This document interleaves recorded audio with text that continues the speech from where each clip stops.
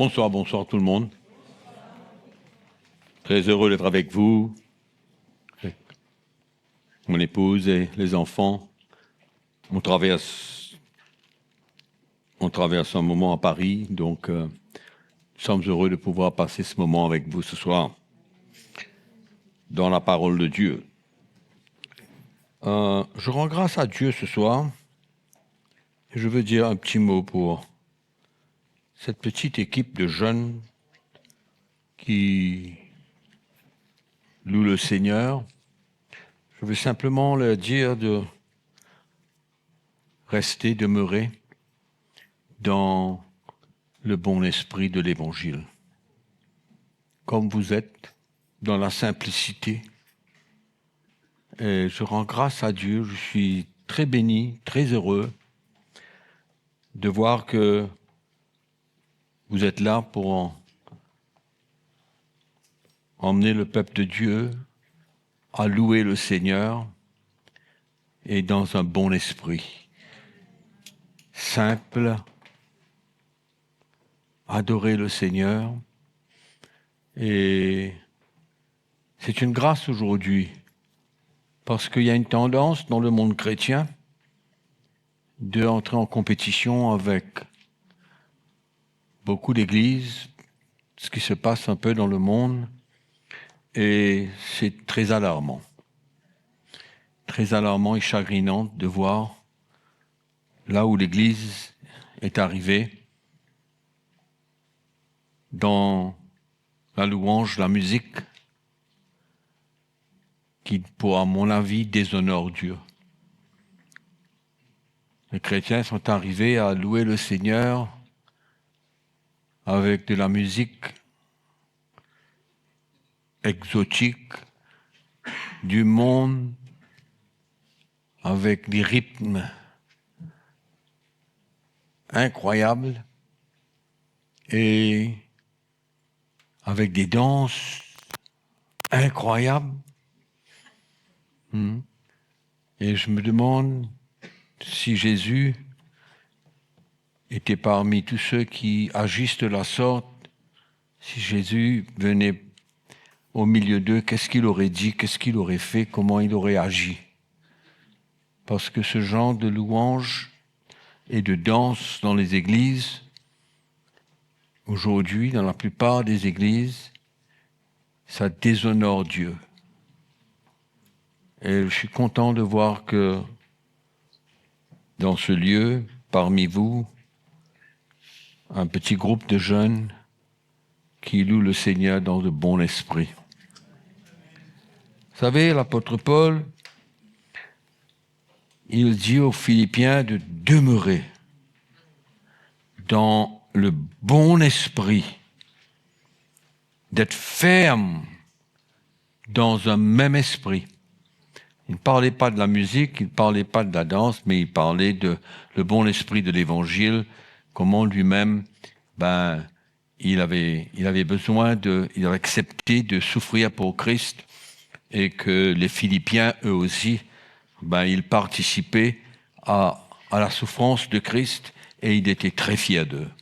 Très fier de l'Église de Philippiens, était beaucoup dans le cœur de Paul, et il avait une très bonne impression de ces chrétiens dans l'Église aux Philippiens. Et du reste, je vais lire un verset dans l'épître de Paul aux Philippiens ce soir.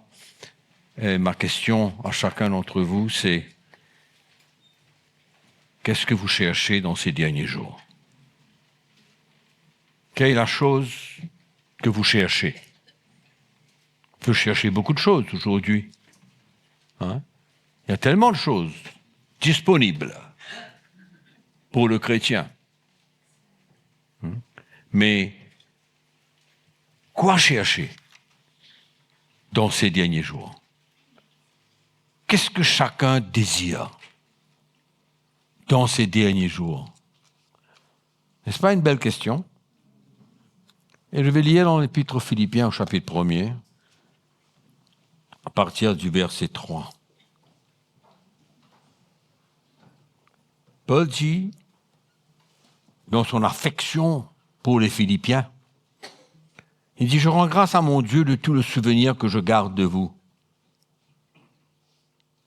ne cessant dans toutes mes prières pour vous tous de manifester ma joie au sujet de la part que vous prenez à l'Évangile. Depuis le premier jour jusqu'à maintenant, on dirait qu'il y avait une constance dans la vie de ces chrétiens, ces Philippiens, pour l'Évangile. Depuis le premier jour jusqu'à maintenant, vous persévérez. Il dit, je suis persuadé que celui qui a commencé en vous cette bonne œuvre, c'est ça le verset que je veux vous parler ce soir. Je suis persuadé que celui qui a commencé en vous cette bonne œuvre la rendra parfaite pour le jour de Jésus-Christ. Combien de personnes, combien de prédicateurs aujourd'hui utilisent ce verset sans comprendre pourquoi Paul parle aux Philippiens de cette manière? Il a l'assurance dans son cœur que ce que Dieu a commencé dans la vie des Philippiens, il va l'accomplir. Ce n'est pas un verset pour tout le monde. Ce n'est pas un verset qui s'applique à n'importe quel chrétien qui prend sa vie entre ses mains et fait ce qu'il veut de sa vie. Mais les Philippiens, on vient de lire le début, le verset 2, les Philippiens, depuis le premier jour qu'ils avaient entendu l'Évangile, ils ont embrassé l'Évangile et ils ont une attitude envers l'Évangile de vouloir continuer à grandir. Et si vous lisez le texte, tout le chapitre 1er, vous allez voir comment Paul dit, que j'ai cité tout à l'heure, combien ils demeuraient dans l'esprit de l'Évangile. Voilà la raison pourquoi Paul le dit. Il a l'assurance dans son cœur que l'œuvre que Dieu a commencée, il va terminer. Parce qu'il connaît, il ressent le cœur des Philippiens. Et parce que ce que Dieu avait prévu pour eux, Paul avait l'assurance que ces Philippiens, ils allaient goûter à tout ce que Dieu avait pour eux, à cause de leur attitude. Donc, le chrétien de tous les jours, qui sert Dieu comme il veut, qui est léger dans sa communion avec Dieu, qui est chrétien du dimanche, peut-il se servir de ce texte et de dire « Dieu a commencé une œuvre dans ma vie, il va la compléter ». C'est faux. Non, il ne peut pas dire une chose pareille. Paul dit cela pas pour tous les chrétiens, pour les Philippiens. Je crois qu'on comprend ce que je dis ce soir. Et Paul dit, je suis persuadé que celui qui a commencé en vous cette bonne œuvre la rendra parfaite pour le jour de Jésus-Christ. Il est juste que je pense ainsi de vous. Il est juste que je pense ainsi de vous tous, parce que je vous porte dans mon cœur, soit dans mes liens, soit dans la défense et la confirmation de l'Évangile, vous qui tous participez à la même grâce que moi. Ça, c'est la raison pour laquelle Paul le dit cela. Et pour n'importe quel chrétien, je vous ai posé la question au départ. Qu'est-ce que vous cherchez dans ces derniers jours? Ça dépend de ce qu'on cherche pour appliquer ce verset à notre vie. On ne peut pas l'appliquer comme ça parce que c'est écrit dans la Bible. De plus en plus, je comprends que tout ce qui est écrit dans la Bible est pour tous ceux qui veulent servir à Dieu et qui veulent le suivre selon le plan et la volonté de Dieu. Tout ce qui est écrit là-dedans. Ça devrait s'appliquer à tous les chrétiens. Mais la réalité veut que ce qu'il y a dans la Bible s'applique et devient un héritage pour tous ceux qui veulent, tous ceux qui le servent, tous ceux qui sont prêts à lui donner leur vie. Ce n'est pas pour tous les chrétiens. C'est pourquoi c'est important pour nous, quand nous lisons la parole de Dieu, de voir notre vie dans ce que Paul écrit, ou Pierre ou Jean, ou Jacques. Voir notre vie là-dedans, quand on lit la parole de Dieu. Est-ce que c'est une réalité pour moi, ce que je lis? Donc, cette lettre aux Philippiens, cette promesse, si on veut dire ainsi, que Paul fait aux Philippiens, c'est parce que il ressent dans son cœur que ce sont des frères et des sœurs qui donnent leur vie au Seigneur, qui sont prêts à s'identifier à Paul dans ses souffrances. Si je ne vais pas lire le tout, mais à la fin du premier chapitre, vous allez voir, c'est ça que Paul dit. Avant de leur expliquer que comme quoi que le Seigneur non seulement nous a donné la grâce de croire en lui, mais de souffrir pour lui. C'est d'après l'attitude que les Philippiens avaient, que Paul leur fait cette promesse pour les encourager. Parce qu'ils cherchaient ce que Dieu avait pour eux comme plan. Et le Seigneur veut nous encourager, mes frères et sœurs, à avoir une vraie vie chrétienne. Une vraie vie chrétienne. Pas une vie normale. Pas une vie normale comme tous les gens qui vivent, comme tous ceux qui vivent dans ce monde, mais une vraie vie chrétienne. Une vraie. C'est ça que le Seigneur veut nous encourager ce soir. Pas la vie normale de tout le monde, la vraie vie chrétienne. C'est-à-dire ce que nous sommes appelés à faire et ce que nous sommes appelés à vivre. Ça, c'est la vraie vie chrétienne. Quel est le chemin qu'on veut prendre? Quelle identification? À qui? À qui est notre identification? À quelqu'un ou à Christ? Et il faut faire attention d'être religieux dans nos pensées, religieux dans nos actes, dans la manière de voir les choses. Et chacun de nous ici, nous avons besoin de savoir qu'est-ce que nous voulons. Et est-ce que nous voyons la vie chrétienne comme quand nous lisons le livre des Actes des Apôtres et quand nous lisons les Épîtres et nous voyons tout ce qui se passe dans la vie des chrétiens? Est-ce que c'est cela que nous désirons? Est-ce que nous désirons une vraie communion fraternelle avec les frères et les sœurs? Est-ce que nous voulons être des hommes et des femmes de prière? Est-ce que nous recherchons la lumière de l'Évangile au travers de sa parole? Et ainsi de suite. C'est la vraie vie chrétienne. Parce qu'il y a beaucoup de chrétiens aujourd'hui, énormément de chrétiens aujourd'hui qui ne s'intéressent pas à connaître le plan et la volonté de Dieu au travers de sa parole. C'est pourquoi il y en a beaucoup de chrétiens qui sont ignorants de la parole de Dieu, ignorants du plan de Dieu pour leur vie. Il ne faut pas oublier que Jésus est la parole. Il est la parole. Il est la parole vivante. Et nous avons besoin de savoir qu'est-ce que nous cherchons dans notre cœur. Qu'est-ce que nous cherchons? Est-ce que nous cherchons à progresser dans notre foi? Est-ce que nous cherchons à progresser dans notre foi? Est-ce que nous sommes intéressés à louer le Seigneur? Je ne parle pas de louer le Seigneur avec de la musique, ça c'est une partie qu'on fait infime de notre louange. Notre louange au Seigneur, c'est une histoire quotidienne.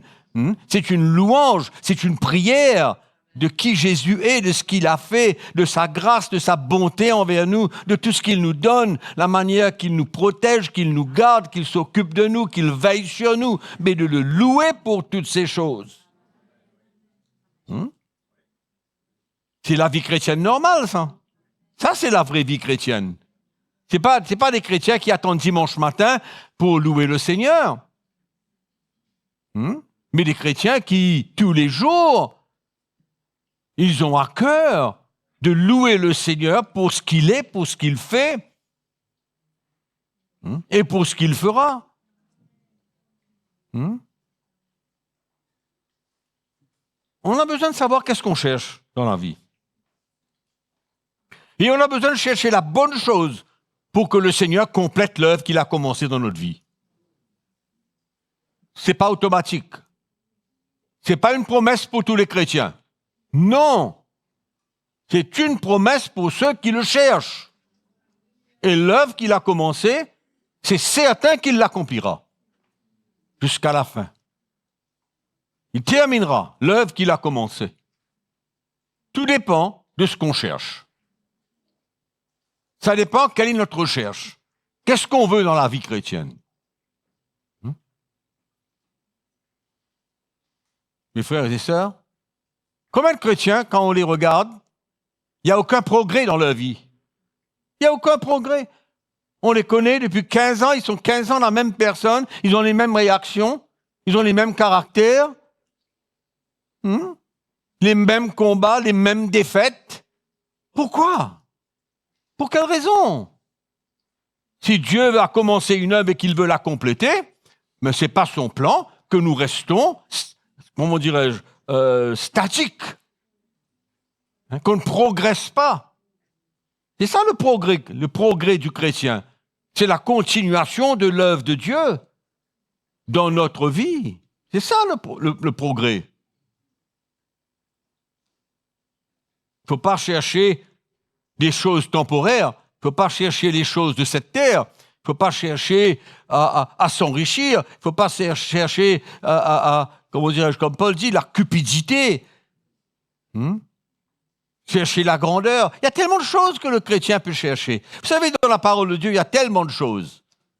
Il y a tellement de choses qui doivent être pour nous une promesse par révélation. Autrement, on prend la parole de Dieu et on l'interprète à la manière que nous voulons. La parole de Dieu doit devenir pour nous une révélation. Et c'est comme ça qu'on va aller à contre-courant. Oui. On a besoin de savoir ce qu'on veut, encore une fois, je veux dire. Les choses matérielles, les choses de la vie. On a besoin d'une fois pour toutes de comprendre qu'elles n'ont aucune valeur. Aucune valeur aux yeux de la vraie vie chrétienne. Aucune valeur. Zéro.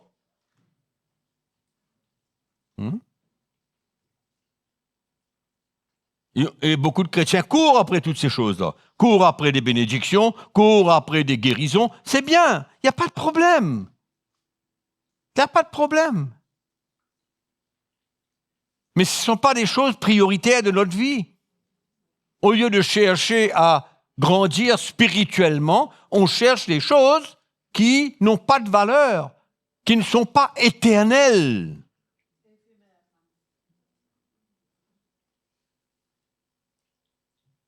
Ces choses-là ne nous assurent pas une œuvre complète de Dieu dans notre vie. Non, elles ne nous assurent pas ces choses-là. C'est ça la vraie vie chrétienne. C'est l'accomplissement du plan de Dieu pour notre vie spirituelle. On peut faire beaucoup de témoignages concernant les choses qu'on a, qu'on possède. Enfin, personnellement, ça, c'est bien, mais ce n'est pas la chose que nous avons besoin. De mettre un prix là-dessus. C'est bien. Mais pas plus. C'est bien, mais pas plus. Mais quand on voit un chrétien grandir, quand on voit un chrétien progresser dans sa vie spirituelle, comprendre les choses de l'esprit, progresser. Quand il regarde sa vie il y a 6 mois, il regarde sa vie maintenant, et il est content, il est heureux.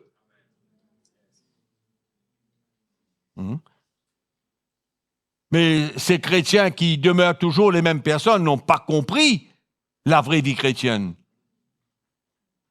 N'ont pas compris.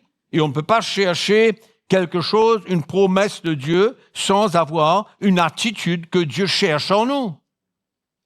C'est pas possible. Hein? Et c'est comme ça qu'on détourne la parole de Dieu. On prend par exemple ce verset et on le balance pour tout le monde. Non. Et tout le monde croit que Dieu va compléter son œuvre dans notre vie. Non, il ne le fera pas. Il va le faire pour tous ceux qui le cherchent, qui veulent. Et on va voir. Le témoignage est là. Hein? C'est pas caché. C'est là. C'est cette vie du Seigneur en nous. C'est ça qui est important. Matthieu chapitre 24.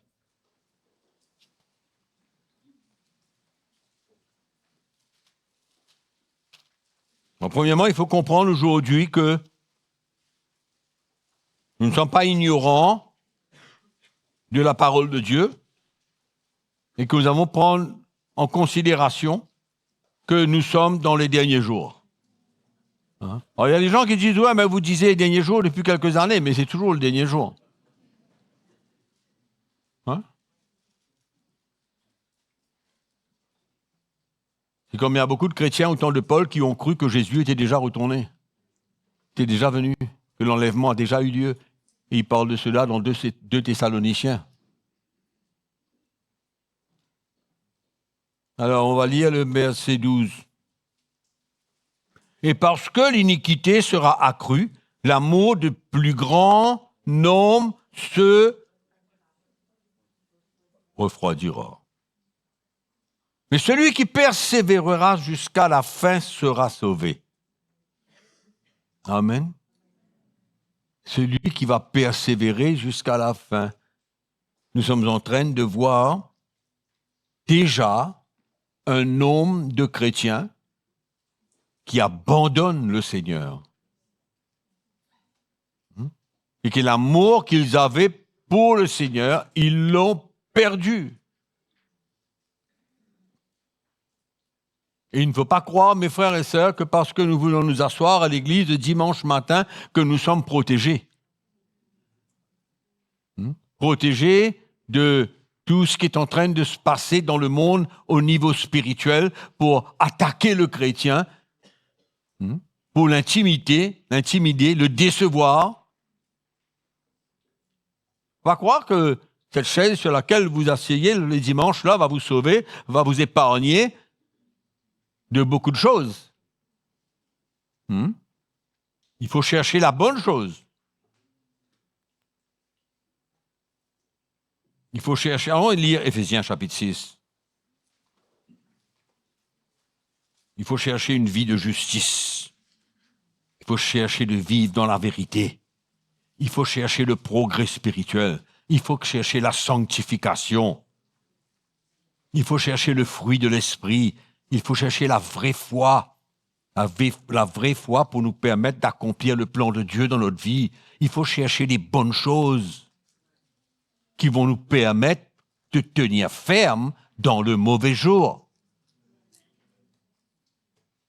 Allons lire Éphésiens chapitre 6. OK?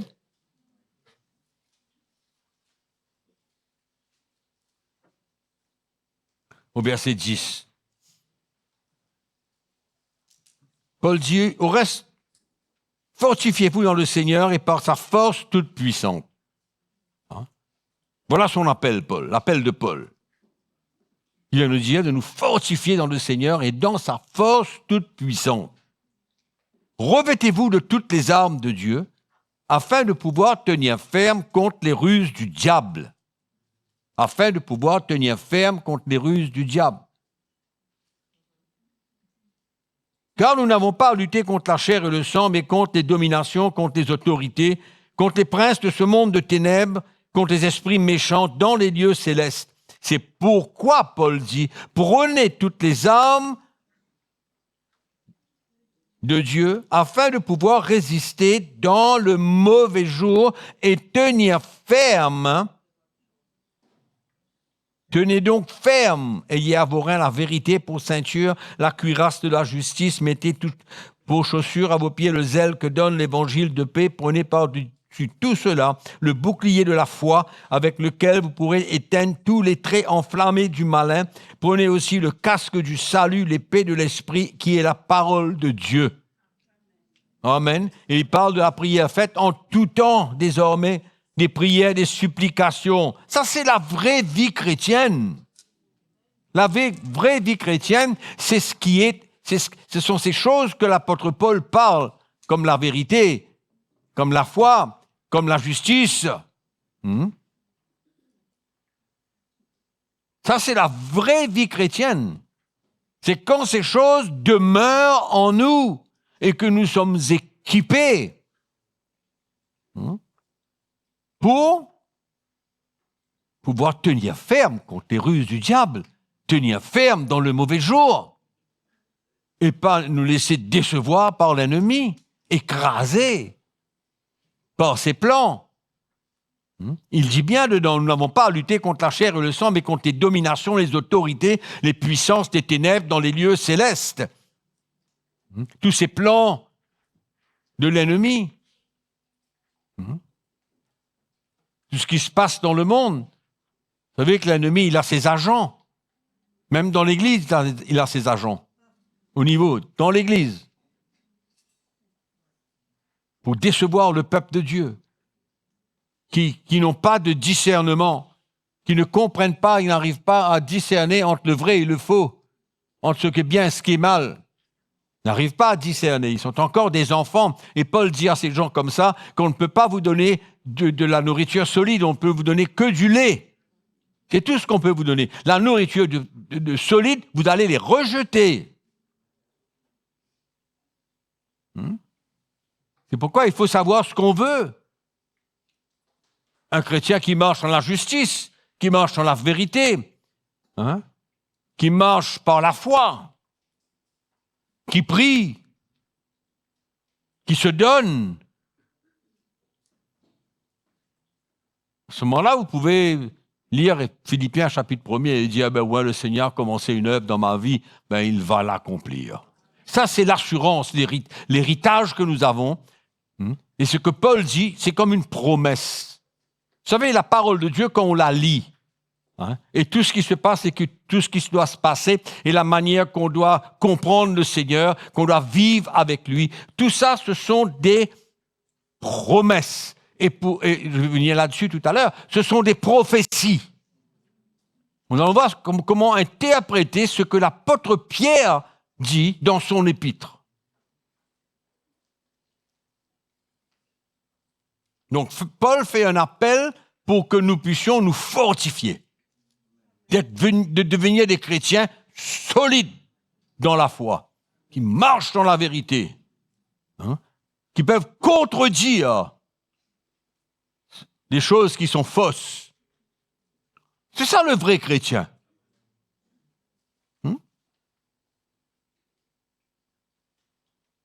Donc, nous vivons dans un temps où nous avons besoin de rechercher le plan de Dieu, la volonté de Dieu pour nous.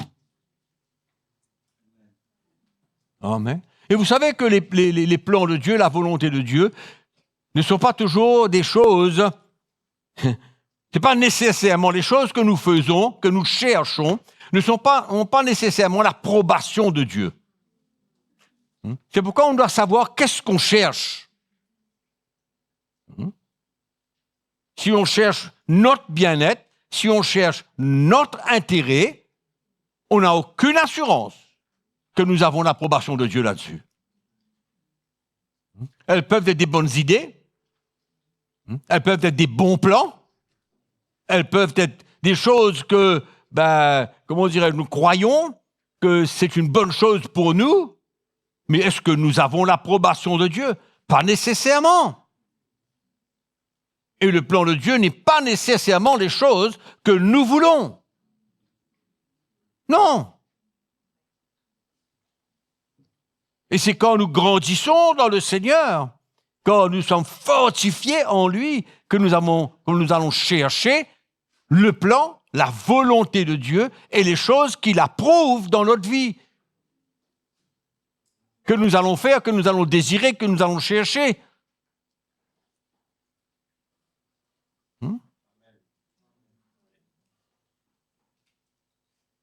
On connaît beaucoup de gens, beaucoup de chrétiens on connaît, qui ont fait face à des opportunités attirantes. Hein? Nous pouvons avoir des opportunités devant nous qui sont très attirantes. Ah, le Seigneur. Et on a vu beaucoup de chrétiens entrer dans cette porte très attirante.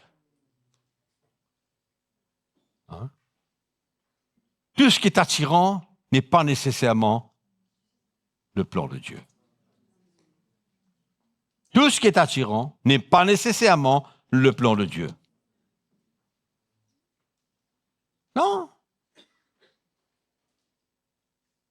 C'est pourquoi nous avons besoin de connaître le Seigneur, de connaître son cœur, d'entendre la voix du Saint-Esprit dans les choses qui se présentent devant nous.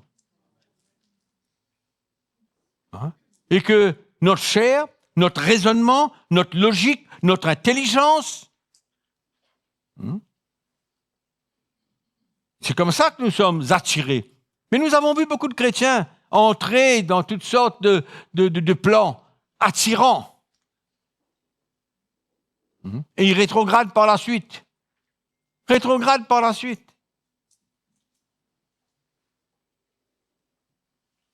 pourquoi nous avons besoin de connaître la parole de Dieu, connaître le Seigneur, connaître son cœur. Allons lire ce que David dit dans les psaumes. Psaume 119, le plus long chapitre de la Bible. Psaume 119, nous allons lire le verset 18.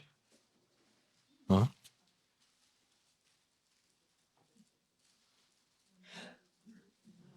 Il y a 176 versets dans ce chapitre. 176 versets qui parlent de la connaissance. Pour les Juifs, c'était la loi, les ordonnances. Et David dit au verset 18,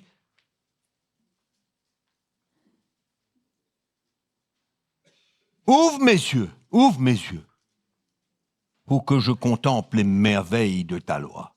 Ouvre mes yeux, fais-moi voir, fais-moi ressentir, fais-moi connaître ton cœur. Hein? Au verset 105,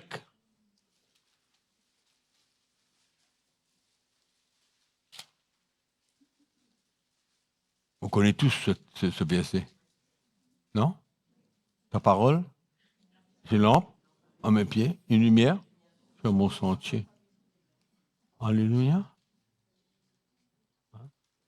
Et on n'est pas intéressé avec la parole de Dieu.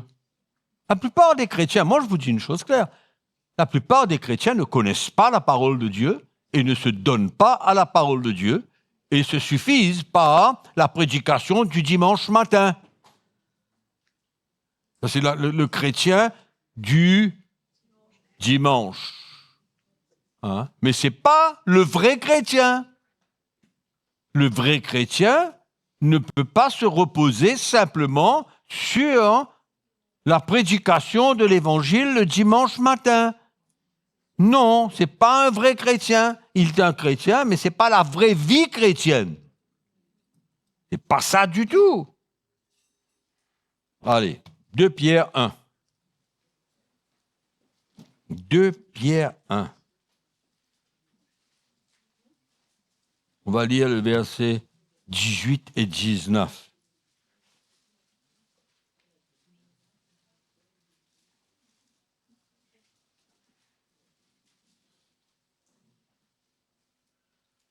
Et nous avons entendu cette voix venant du ciel lorsque nous étions avec lui sur la sainte montagne.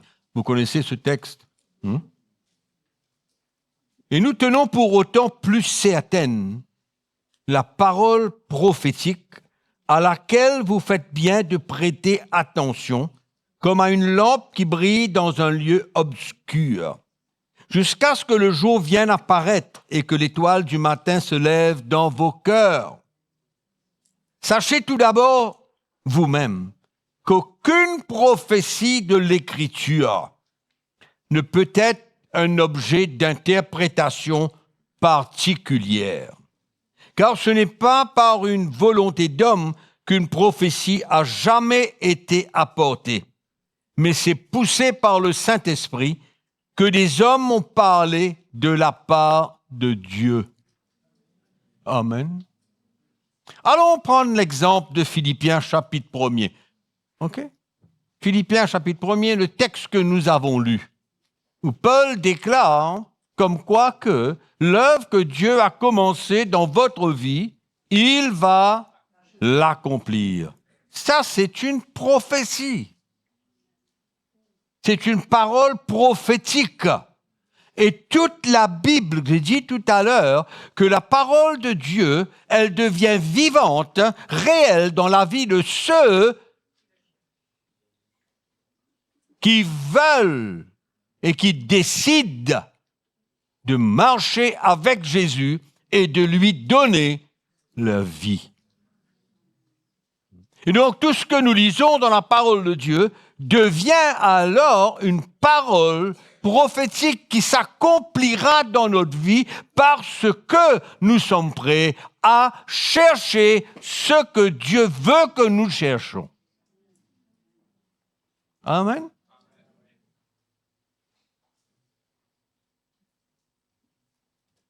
La Bible. Hein?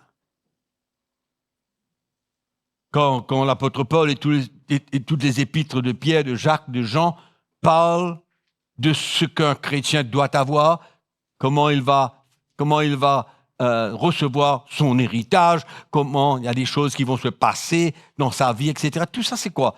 Toute cette parole, tout ce que Jésus a dit, tout ça, ce sont des paroles prophétiques. Et c'est seulement l'Esprit de Dieu, en lisant la parole de Dieu, en allant à la recherche dans la parole de Dieu, qui va, comme l'apôtre Pierre vient dire dedans, c'est comme une lampe qui brille dans un lieu obscur jusqu'à que le jour vienne apparaître et que l'étoile du matin se lève dans vos cœurs. Amen. Pierre n'est pas en train de parler simplement des prophéties de l'Ancienne Alliance, de l'Ancien Testament. Bien sûr que ça inclut tout cela. Il y a même des prophéties qui ne sont pas encore arrivées. Mais tout le Nouveau Testament, qui est le plan de Dieu pour le chrétien, est une prophétie. Des choses qui vont arriver dans sa vie. Et quand l'Esprit du Seigneur nous éclaire, les choses deviennent réalité. Amen. Et c'est ça la vraie vie chrétienne. C'est ça la vraie vie chrétienne. Ce n'est pas d'écouter l'Évangile une fois par semaine. C'est une recherche, c'est une révélation qui vient dans notre cœur et on comprend et le Seigneur nous interpelle et l'Esprit de Dieu nous convainc. Voilà le chemin, voilà ce qui va se passer dans ta vie, voilà ce que Dieu veut pour toi. Voilà quel est son plan pour ta vie. Ça dépend ce qu'on veut, ça dépend ce qu'on veut chercher. Qu'est-ce qu'on veut chercher? Est-ce qu'on veut chercher que la parole de Dieu devienne une réalité dans notre vie? Ou non? Ou bien c'est simplement une lecture et on dit oui, Dieu est bon, Dieu est merveilleux, voilà tout ça. Mais comment est-ce que nous, le chrétien normal, il ne peut pas vivre la réalité de tout ce qui est écrit dans la parole de Dieu?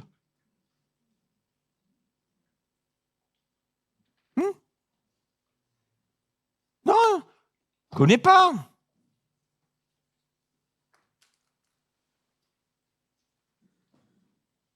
La parole de Dieu, elle est toujours prophétique quand elle veut nous montrer ce que Dieu s'attend de nous. Oui. C'est pourquoi c'est important pour nous de connaître ce que Dieu a promis pour nous. Mais comment le savoir? Une fois par semaine?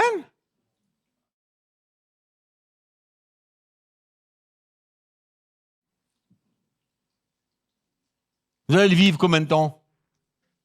500 ans? Pour connaître tout ça? Chaque dimanche? 3 versets? Hein? Matthieu chapitre 13. C'est la parabole du semeur. Non? La parabole du semeur.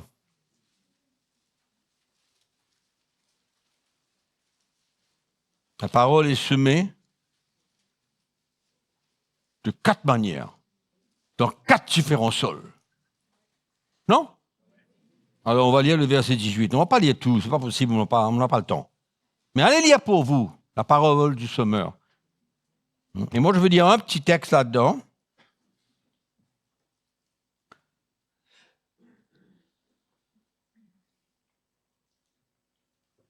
Alors le verset 21. Celui qui entend la parole de Dieu le reçoit aussitôt avec joie, mais il n'a pas de racine en lui-même. Il croit pour un temps, et dès que survient une tribulation ou une persécution, à cause de la parole, il y trouve une occasion de chute. Il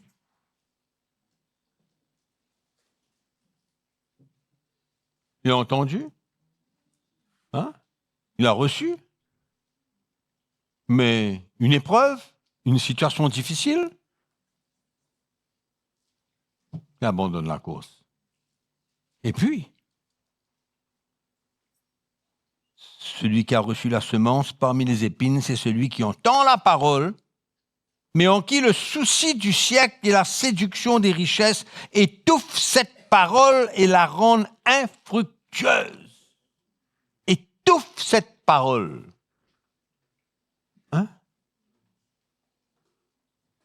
On revient à Éphésiens chapitre 6, quand Paul dit quoi? Quel est son plan, Paul? Qu'est-ce qu'il veut pour nous? Fortifiez-vous dans le Seigneur.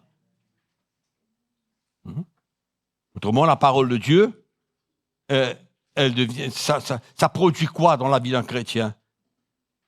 Ça peut produire une chrétienté superficielle.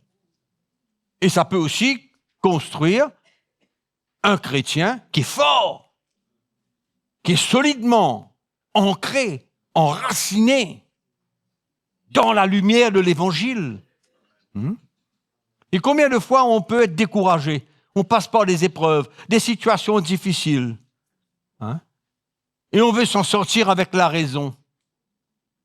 Mais la parole de Dieu, un verset, une lecture,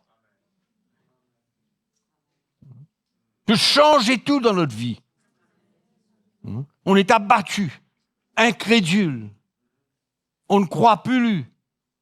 Pas dire qu'on ne croit plus dans le Seigneur, mais on est abattu. On ne voit pas une porte de sortie. Il faut attendre dimanche prochain. Il faut attendre dimanche prochain. Peut-être qu'il y aura une petite parole pour moi.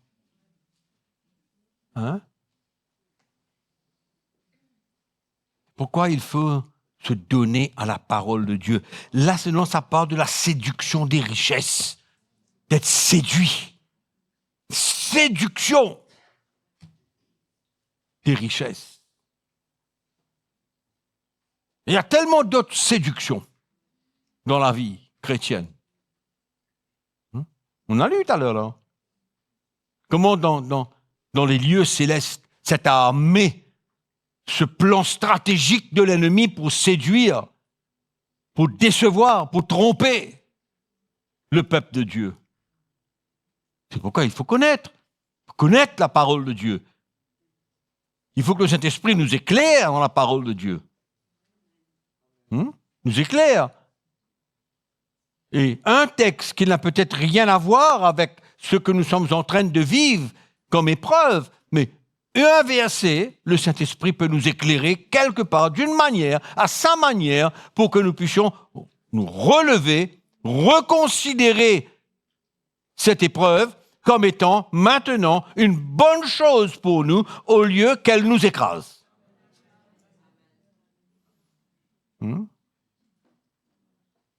On ne peut pas attendre dimanche prochain, quoi.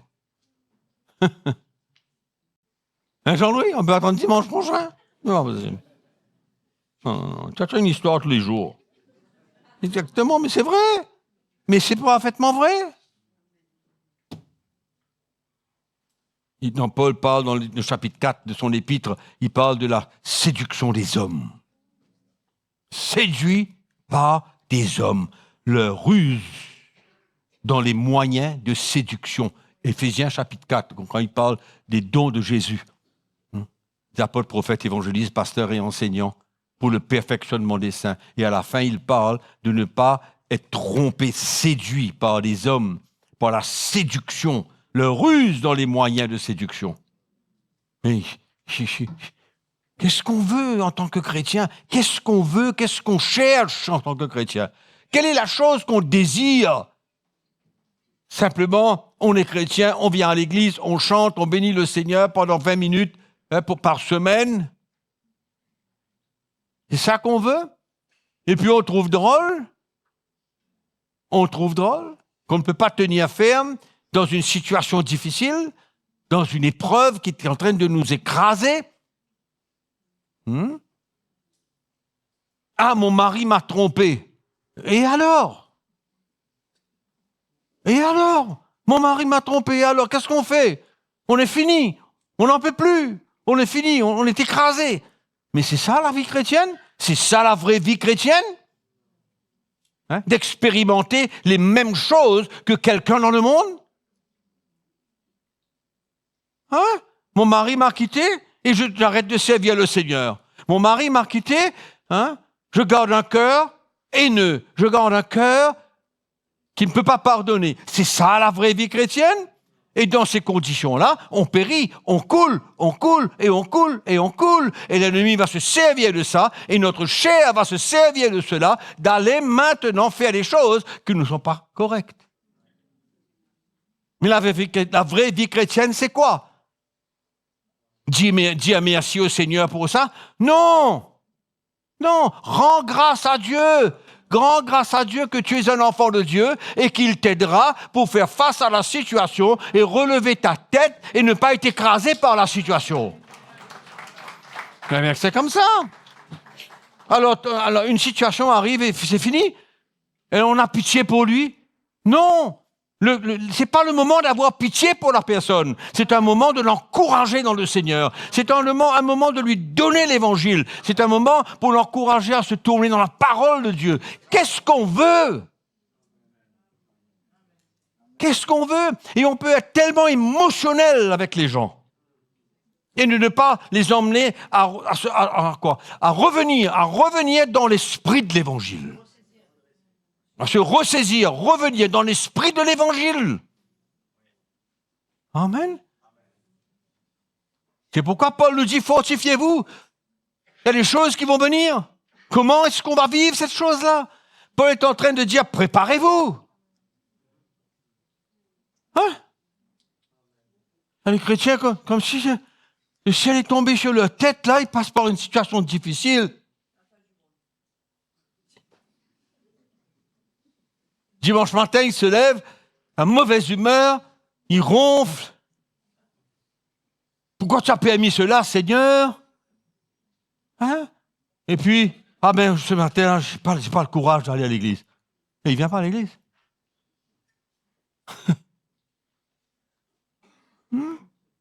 Qu'est-ce qu'on cherche pour pouvoir vivre la réalité de cette prophétie de Paul? L'œuvre qu'il a commencée dans ta vie, il va l'accomplir. Il va emmener ça à terme. Comment? C'est pourquoi il faut se fortifier, c'est pourquoi il faut être fort, c'est pourquoi il faut avoir la vraie foi, cette confiance dans le Seigneur. Il faut avoir la vérité, il faut vivre une vie de justice. Il faut prier. Paul dit, prier, c'est dans la prière, dans les supplications. Il y a un petit vent qui passe là, et on commence à éternuer. Ouais. Un petit vent qui passe, là. On était à nu. Le nez bouché complètement. Hein? On est spirituellement atteint. C'est ça la vraie vie chrétienne? Où est la victoire du chrétien? Où est la victoire du chrétien? Mon papa, ma maman, mon frère, ma soeur, mon tonton, ma tantine. Mais c'est quoi tout ça? Dans ma relation avec Jésus. On ne peut pas être des chrétiens émotionnels. Non. C'est dur. Mais pas trop dur pour le Seigneur. C'est dur. Mais pas trop dur pour que nous coulons.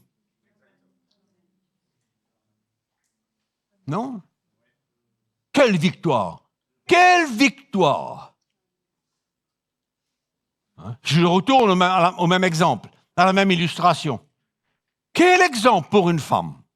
Ou un homme, qu'importe. Je parle d'une femme, pourquoi, je ne sais pas, mais qu'importe. Pour un homme. Pour un homme dont sa femme l'a trompé. Alors?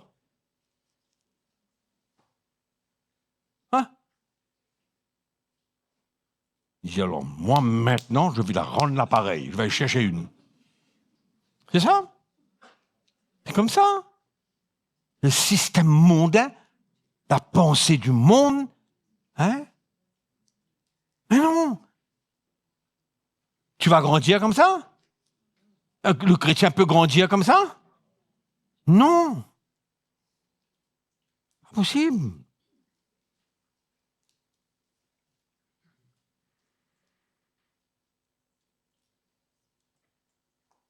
On a besoin d'avoir des désirs sérieux dans notre vie. Des désirs sérieux dans notre vie. Amen. Nous tous qui sommes là. Tous ceux qui nous écoutent. Amen. Nous sommes encouragés par la parole de Dieu, par l'évangile. Beaucoup peuvent passer par des moments difficiles dans la vie aujourd'hui. Beaucoup peuvent vivre des épreuves. Oui. Mais avec Jésus, non seulement nous surmontons, mais dans notre cœur, on a la victoire. Dans notre cœur, on a la victoire. Et pourquoi Paul va parler à ces Philippiens, il va leur dire de tenir ferme dans le même esprit de l'Évangile. Et vos adversaires sont contre vous, mais pour vous, cela est salutaire. Parce qu'il vous avait été fait la grâce, non seulement de croire en lui, mais de souffrir pour lui. Ça, c'est l'Évangile de Paul. Ça, c'est ce que Paul déclare, là.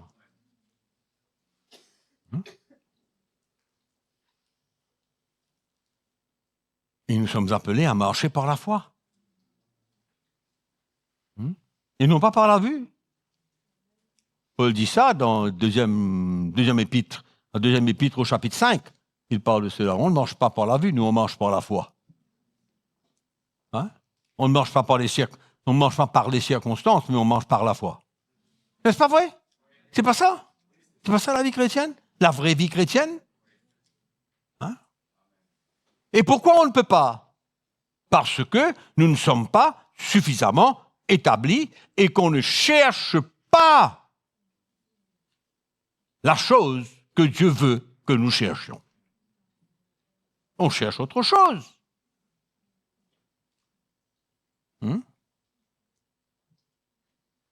L'auteur du livre des Hébreux, au chapitre 11, il parle comment on ne peut pas plaire à Dieu sans la foi. On ne peut pas plaire à Dieu sans la foi. C'est pas possible. Et Paul, quand il parle aux Corinthiens, il dit, je viens à vous, dans l'état où je suis, et ma parole, ne se repose pas sur les discours persuasifs de la sagesse humaine. Mais sur quoi? Sur une démonstration d'esprit et de puissance, afin que votre foi soit fondée sur la puissance de Dieu. Voilà pourquoi, afin que votre foi soit fondée sur la puissance de Dieu.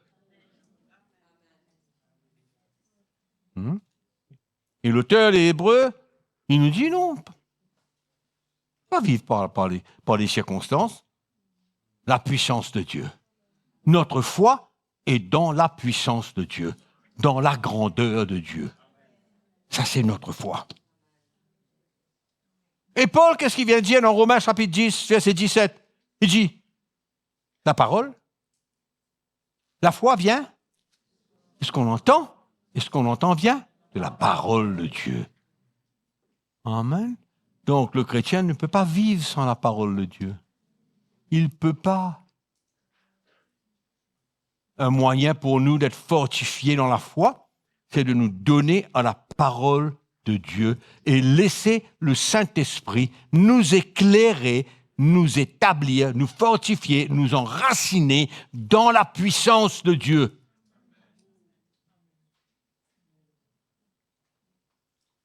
La foi va se construire par la lumière, par la révélation de l'Évangile, de la parole de Dieu. Amen. Et l'apôtre Jacques, dans son épître, au premier chapitre, verset 3, il nous parle quoi? Il nous parle comment notre foi sera éprouvée.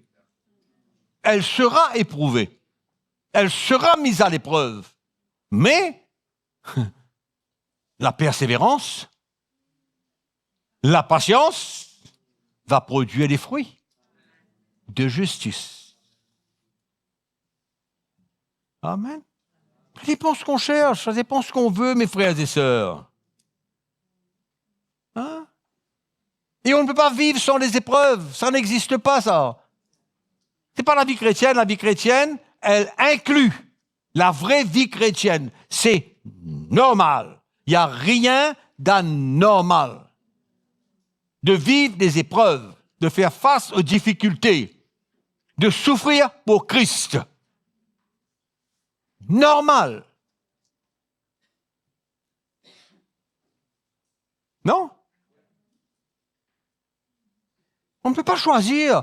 On ne peut pas choisir notre vie chrétienne. La vie chrétienne, elle est claire, elle est décrite, elle est là, elle est une prophétie. C'est ça que nous avons besoin de chercher. Chercher. Paul parle de la foi pour le salut, la foi pour être guéri, la foi pour être libéré, la foi pour beaucoup de choses. C'est la foi dans la puissance de Dieu. Oui, non. La foi dans sa puissance. La parole de Dieu, elle est vivante et efficace. Amen. Plus tranchante qu'une épée à 2 tranchants. Elle sépare, elle divise. Elle met à jour.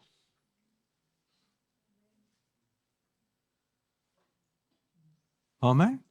Notre vie chrétienne. Dernière chose, je vous parle. Hein? De votre temps. De louer le Seigneur et de louer le Seigneur. Tous les jours. Louez-le. Pour qui il est. Pour sa bonté, sa fidélité, sa miséricorde. Tout ce qu'il est. Louez-le. Louez-le. Ça fait partie de la vie chrétienne. C'est ça la vraie vie chrétienne. Pas attendre le dimanche matin pour le louer. Louez-le pour toute chose. Toute chose. Je vis à cause de lui. Tu vis à cause de lui. Amen. C'est lui qui nous donne la vie, le mouvement et l'être. Juste pour ça. Juste pour le salut qu'il nous a donné. On ne peut pas le louer. On ne peut pas le dire merci tous les jours. Hein? On ne peut pas le rendre grâce pour toutes les choses qui se passent dans notre vie, pour toutes les bénédictions qu'il déverse dans notre vie. Ça, c'est la vie chrétienne. Ça, c'est la vraie vie chrétienne. On ne peut pas ne pas avoir de temps.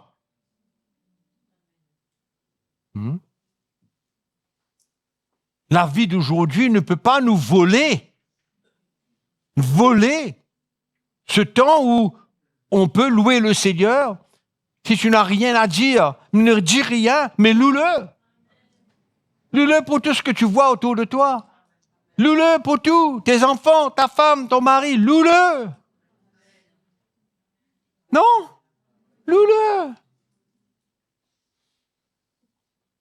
La vraie vie chrétienne. Il y a des choses que... il faut savoir ce qu'on cherche. C'est pourquoi la louange, même la louange, quand on se rassemble comme ça, c'est pas les chants, c'est des paroles qui viennent de notre cœur. C'est l'expression de notre reconnaissance, afin de pouvoir le rendre grâce. Non? Tous les jours. L'église, c'est tous les jours. Hein? Ce temps de louange du dimanche matin, c'est tous les jours dans notre vie. Non? Et puis on trouve drôle que on n'arrive pas à faire face. C'est trop compliqué la vie chrétienne. Et je veux vous parler d'une dernière chose. C'était avant-dernière. Je pense que c'est la dernière chose. Hein? Votre générosité. On ne réalise pas. Beaucoup de chrétiens ne réalisent pas que leur vie chrétienne est directement liée à leurs finances. On ne peut pas séparer la vie chrétienne de ce que nous avons et de ce que nous sommes appelés avec notre cœur de bénir le royaume de Dieu. On ne réalise pas ce qu'on peut avoir en retour.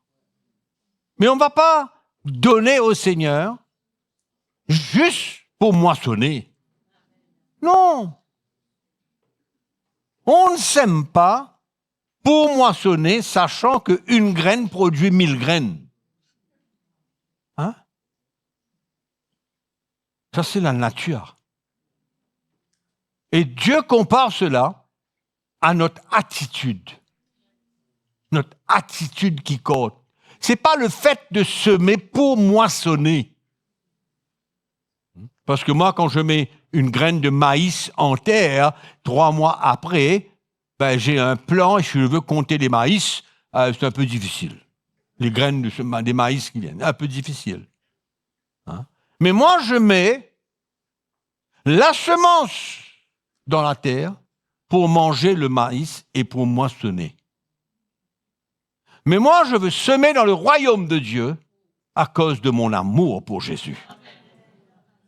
Amen. Et lui, il s'occupera de la manière qu'il veut que je moissonne. Amen.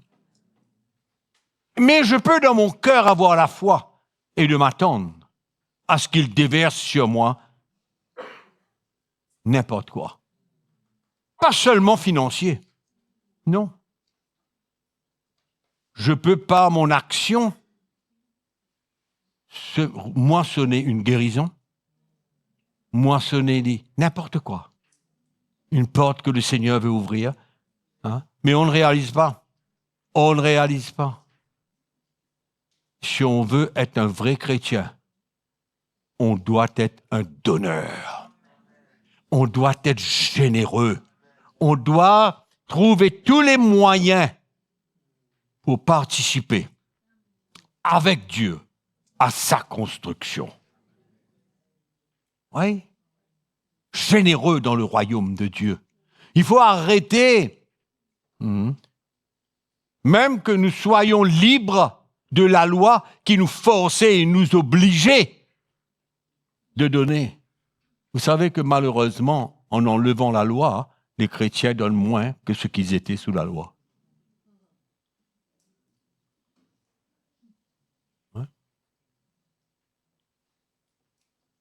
Mais qu'est-ce qu'on cherche? Qu'est-ce qu'on cherche?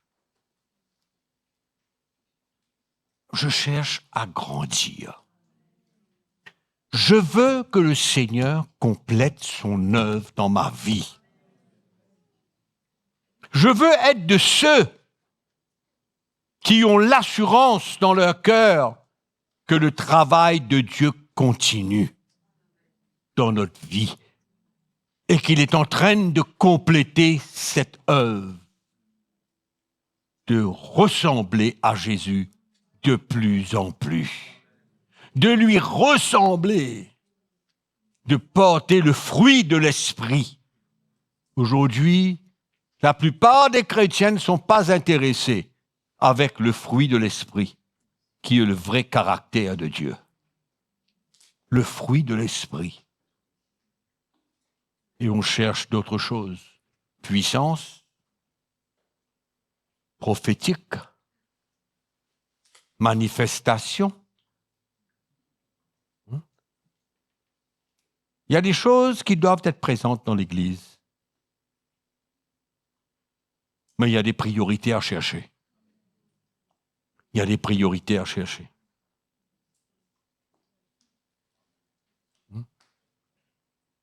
Ouais. On court derrière beaucoup de choses. On court derrière beaucoup de choses. Et puis, notre vie, on n'arrive pas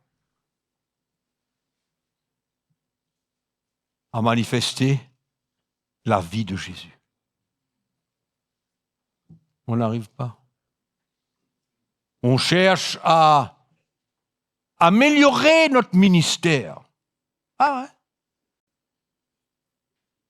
On cherche d'améliorer le ministère, à améliorer l'appel de Dieu. Je n'ai rien à chercher, moi. Ça vient seul, ça. Ça vient seul, ça accompagne l'œuvre de Dieu dans notre vie. C'est pourquoi on peut chercher la mauvaise chose. On cherche la mauvaise chose.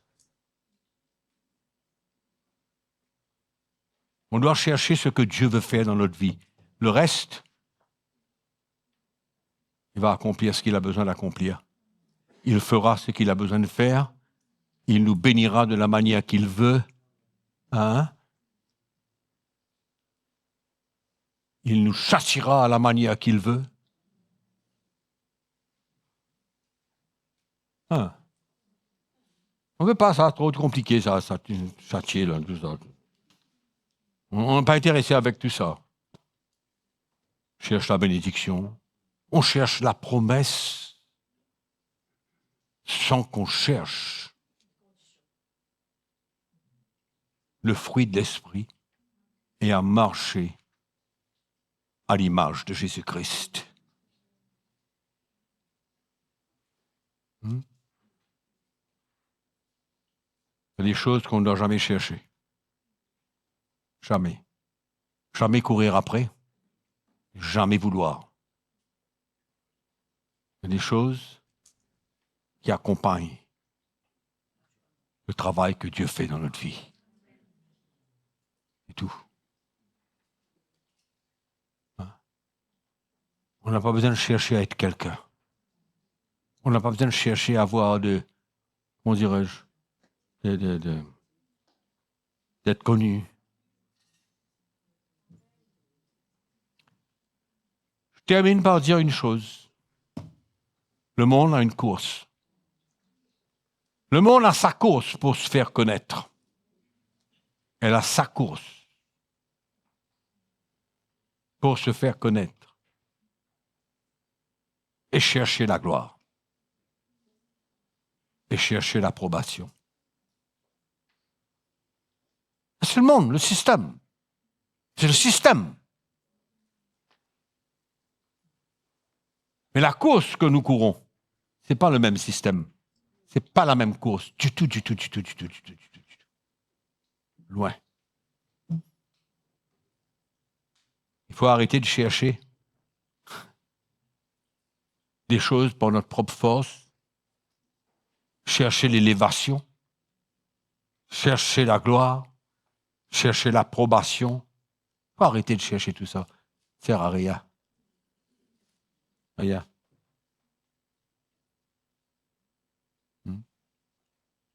Et que tous ceux qui nous écoutent, tous nos frères, nos sœurs, nous-mêmes, nous sommes là. On a besoin de savoir ce qu'on cherche dans la vie. Ce qu'on cherche dans la vie. Et ne pas lire la parole de Dieu et de croire que tout ce qui est écrit est pour moi, même si je garde ma vie et que je prends ma vie entre mes mains. Non. C'est là où tu seras trompé, découragé, parce que tu cherches la mauvaise chose par la mauvaise manière. Et ça s'appelle la tromperie, la séduction. Amen. Donc voilà. C'était mon encouragement pour vous de passage. Mais que le Seigneur nous aide à chercher la bonne chose. Chercher la bonne chose. À ce que Dieu complète l'œuvre qu'il a commencée en nous. C'est une œuvre constante. Amen. Et c'est une joie pour nous, pour le chrétien, quand il lit la parole de Dieu et qu'il voit sa vie là-dedans. Qu'il ne voit pas seulement ce que Dieu dit, mais il voit sa vie là-dedans. Et comme ça qu'il peut dire oui, je cherche la bonne chose. Amen. Et que je peux avoir la foi dans mon cœur que toutes ces prophéties, toutes ces promesses, tout ce que Dieu a pour nous, je peux oser par la foi la posséder en cherchant la bonne chose. Amen. En cherchant la bonne chose. Et ne pas juste se plaire d'être un chrétien, d'appartenir à telle église, de connaître un évangile. Amen. Que chacun d'entre nous, nous puissions évaluer notre vie. Amen. Dans notre voiture, on roule 10 000 kilomètres et on l'envoie au garage et le garagiste évalue nos problèmes. Mais pour nous, constamment, évaluons notre vie. Examinons-nous pour voir si nous sommes toujours dans la foi. Paul dit aux Corinthiens. Juste après un texte qui est tellement intéressant. Mais ça, c'est pour une autre fois. Un texte tellement intéressant. Et Paul dit maintenant, examinez-vous. Après leur avoir parlé, leur avoir expliqué certaines choses, il a dit, examinez-vous maintenant pour voir si vous êtes toujours dans la foi ou si vous êtes en train de penser, de vivre autrement. Autrement. Amen. Allons prier le Seigneur ce matin, ce soir plutôt.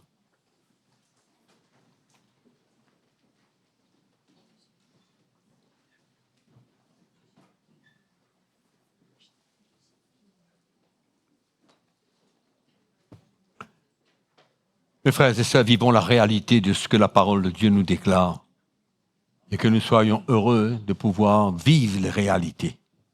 On n'est pas parfait, personne ne peut vivre tout ce qu'il y a dedans. Non, personne. Mais au moins, au fur et à mesure, on voit un petit peu notre vie, hein, on voit le progrès. Ce texte, ok, c'est là, mais je ne suis pas encore là pour ça. Je ne suis pas arrivé là. Hein. Et puis quelques mois ensuite, on lit le même texte et on dit, je suis arrivé maintenant. Pour ce bout-là, ce petit morceau-là, ça va pour moi maintenant. Je suis satisfait. Amen. C'est un défi, mes frères et sœurs. Un défi. La vraie vie chrétienne. On doit savoir ce que c'est que la vraie vie chrétienne. Hein? Et avoir la foi dans notre cœur. Allons prier le Seigneur. Père, nous élevons nos voix ce soir parce que ta parole vient nous confronter. Ta parole vient comme une lumière. Elle nous défie.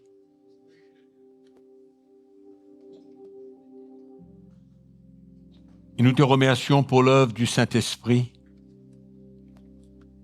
Te remercions, Seigneur, car nous voulons être débarrassés de tout ce qui nous enveloppe si facilement, de tout ce qui sont des obstacles pour nous, pour notre vie chrétienne. Et nous voulons vivre la vraie vie chrétienne, Seigneur. Te remercions ce soir pour la lumière de ta parole. Nous apprécions ta parole, mais comme Jacques dit, que de ne pas simplement écouter ta parole, mais de la mettre en pratique. Et que nous ne sommes pas de ceux, Seigneur, qui écoutent seulement, mais nous voulons mettre en pratique ta parole, chercher à ce que tu complètes l'œuvre que tu as commencée dans nos vies. Nous te remercions ce soir pour chacun d'entre nous, tous ceux qui nous écoutent en ligne. Que ta parole soit une lumière qui nous éclaire et que nous voyions le défi qu'il y a. Seigneur, tu es là pour nous encourager. Tu es là pour nous prendre par la main, si seulement nous voulons prendre ta main. Et je prie pour mes frères et sœurs, afin qu'ils cherchent à te plaire, cherchent à grandir, à te ressembler de plus en plus. Nous te louons ce soir de tout notre cœur. Nous te louons pour qui tu es, Seigneur. Merci. Reçois toute la gloire ce soir. Reçois toute la gloire ce soir. Nous te prions, Père. Au nom de Jésus-Christ, notre Sauveur et notre Seigneur. Merci, Jésus.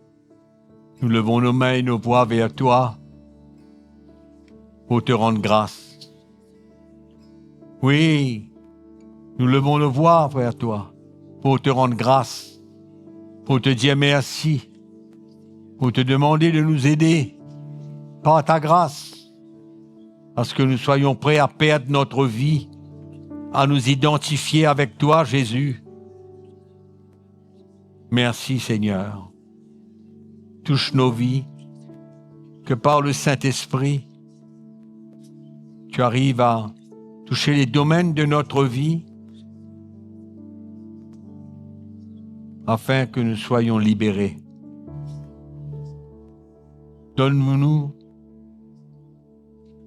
une vraie image dans l'esprit de la vraie vie chrétienne. Merci, Seigneur. Nous te louons et te remercions. À toi toute la gloire, Jésus. Merci. Merci, Jésus. Nous te louons. Merci, Jésus. Tu es bon, tu es fidèle. Merci de nous ramener sur ce chemin. Merci de nous rappeler des choses que tu nous as dites. La vie, Seigneur, peut tellement prendre nos pensées, mais nous voulons la vraie vie chrétienne. Merci, Jésus. À toi toute la gloire. À toi toute la gloire, Seigneur. Amen. Alléluia. Oh, merci, Jésus. Vous savez, là, souvent, la parole de Dieu, elle est là pour nous secouer. Elle est là pour nous convaincre, pour nous reprendre. Et le Saint-Esprit fait son œuvre. Et lui, il est capable de faire l'œuvre quand la parole de Dieu vient dans notre cœur. Amen.